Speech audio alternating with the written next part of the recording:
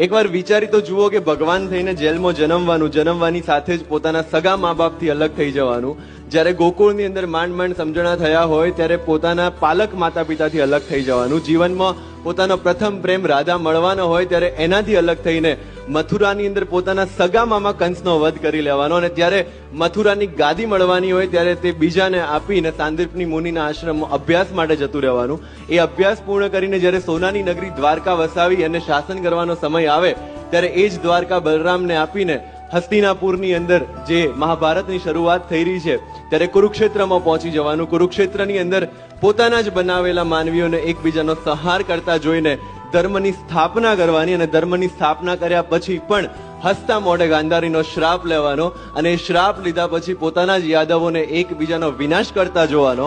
અને છેલ્લે પોતે ભગવાન હોવા છતાં પણ એક પારધીના તીરથી સામાન્ય માણસ